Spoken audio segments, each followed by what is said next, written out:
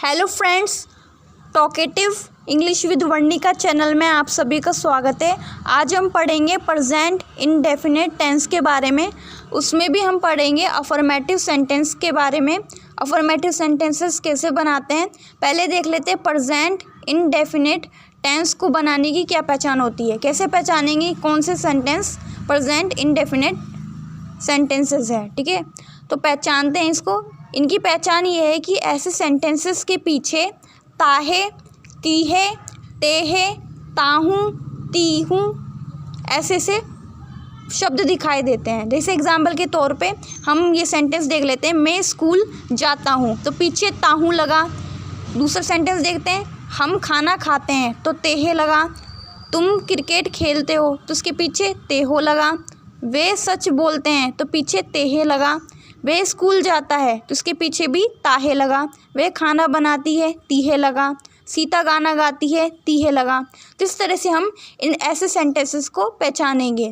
ठीक है, अब देख लेते हैं फॉर्मूला क्या है। फॉर्मूला है सब्जेक्ट प्लस वर्ब की फर्स्ट फॉर्म प्लस ऑब्जेक्ट।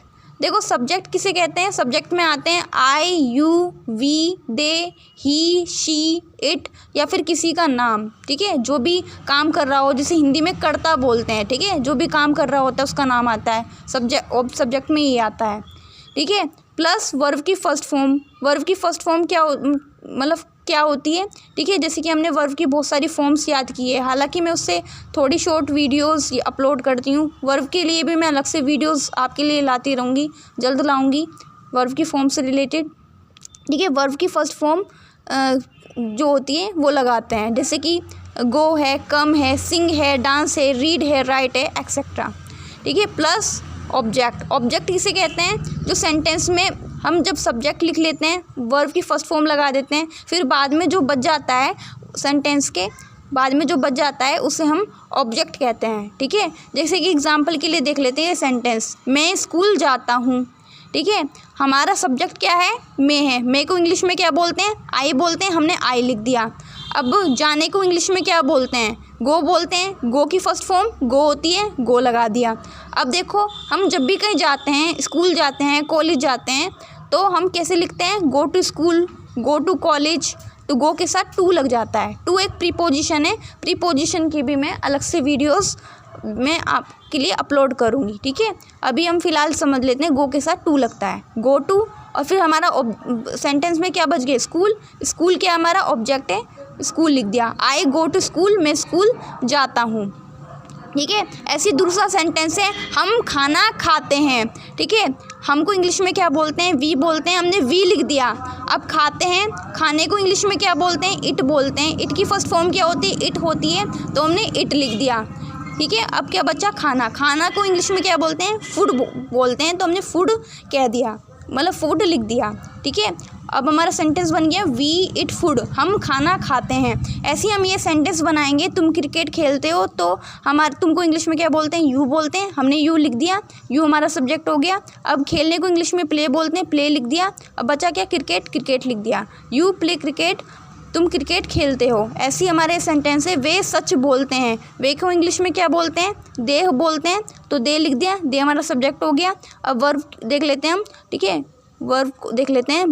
बोलने को इंग्लिश में क्या बोलते हैं, बोलने को इंग्लिश में स्पीक बोलते हैं, तो स्पीक लिख दिया। सच को क्या बोलते हैं, ट्रूथ बोलते हैं, द ट्रूथ लिख दिया। दे स्पीक द ट्रूथ, वे सच बोलते हैं। ठीक है, अब हम नेक्स्ट रूल देख लेते हैं इसको समझने का। ठीक है, अब तक तो सिंपल था, सिंपल बन रहा था। अब देखो ये रूल जो है बहुत इंपॉर्टेंट है। ठीक है, चलो पढ़ते हैं इसे। जब सेंटेंस में जो सब्जेक्ट होता है, ही होता है, शी होता है, या इट होता है, या कोई सिंगल पर्सन होता है, सिंगुलर होता है, तो उसके साथ हम जो वर्ब की फर्स्ट फॉर्म लगाते हैं ना, उसके पीछे हम एस या ई एस लगाते हैं। उसके पीछे हम एस या ई एस लगाते हैं। देखो हमने फॉर्मूला देखा था ना, सब्जेक्ट प्लस वर्ब की फर्स्ट फॉर्म प्लस ऑब्जेक्ट। जब हमारा सब्जेक्ट में ही आता है, शी आता है, इट आता है, या कोई सिंगुलर सब्जेक्ट होता है हमारा, तो उसके में जो हम उसके बाद जो प्लस करके वर्ब की फर्स्ट फॉर्म लगाते हैं, तो उसके पीछे या तो एस आता है, ई एस आता है। चलो हम एग्जांपल से इसको समझते हैं। जैसे ये सेंटेंस है हमारा, वे स्कूल जाता है, तो वह के लिए, लड़के के लिए क्या लगाते हैं, ही लगाते हैं, तो ही लिख दिया। अब ही के साथ हम वर्ब की फर्स्ट फॉर्म ऐड करेंगे तो इसमें क्या है, वर्ब क्या है, हमारी क्रिया क्या है, जाता है। जाने को इंग्लिश में क्या बोलते हैं, गो। ठीक है, हमने गो लिख दिया, लेकिन इसके पीछे हमने ईएस लगाया। क्यों लगाया, क्योंकि ही है ना, ही एक सिंगुलर पर्सन है ना, सिंगल है, एक लड़का ही तो है। ठीक है, इसके साथ हम, इसलिए हमने गो के पीछे ईएस लगा दिया। अब क्या बचा हमारा, स्कूल। ठीक है, टू स्कूल लिख दिया हमने, ही गोज़ टू स्कूल, वह स्कूल जाता है। ऐसी हमारी दूसरा सेंटेंस देख लेते हैं, वह खाना बनाती है। ठीक है, वह लड़की के लिए क्या लगता है, शी लगता है, तो हमने शी लिख दिया। अब खाना बनाने को क्या बोलते हैं, कुक बोलते हैं, कुक लिख दिया, लेकिन इसके पीछे हमने एस लगाया। देखो वर्ब की कुछ फॉर्म ऐसी होती है जिनके पीछे एस लगता है, कुछ वर्ब की फॉर्म ऐसी भी होती है, ठीक है, जिनके पीछे ईएस लगता है। जैसे कि डू है, डू के पीछे ईएस लगाया, डज बन गया। गो के पीछे हमने ईएस लगाया तो गोज़ बन गया। ठीक है, ठीक है, तो फिर हमने कुक के पीछे क्या लगा दिया, एस लगा दिया, और बचा क्या, खाना। खाना लिख दिया हमने, शी कुक्स फूड, वह खाना बनाती है। अब हम तीसरा सेंटेंस देख लेते हैं, सीता गाना गाती है। सीता जो है एक लड़की का नाम है, हमने नाम लिख दिया सीता।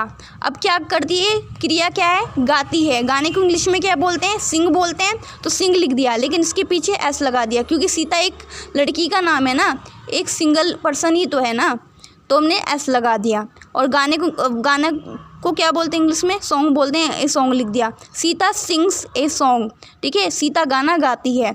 ऐसे ही हमारा चौथा सेंटेंस है, राम पाठ याद करता है। हमारा सब्जेक्ट क्या है, राम लड़के का नाम है, राम लिख दिया। याद करने को क्या बोलते हैं, लर्न बोलते हैं, ठीक है, लर्न लिख दिया हमने, और उसके पीछे हमने एस लगा दिया। ठीक है, क्योंकि राम एक सिंगल पर्सन है। ठीक है, और पाठ को क्या बोलते हैं, लेसन लिख दिया। Ram learns a lesson. ठीक है, राम पाठ याद करता है। ठीक है, ऐसे हमने पांचवा सेंटेंस देखा, शाम पत्र लिखता है। ठीक है, शाम को इंग्लिश में क्या शाम क्या है हमारा, शाम जो है सब्जेक्ट है हमारा, तो शाम लिख दिया। अब लिखने को इंग्लिश में राइट बोलते हैं, तो राइट डब्ल्यू साइलेंट होता है इसमें। ठीक है, राइट लिख दिया हमने, इसके पीछे हमने एस लगाया। एस इसलिए लगाया क्योंकि सिंगल पर्सन है। ठीक है, राइट्स लिख दिया हमने। फिर पत्र को क्या बोलते हैं, लेटर बोलते हैं, अ लेटर लिख दिया। शाम राइट्स अ लेटर, शाम पत्र लिखता है।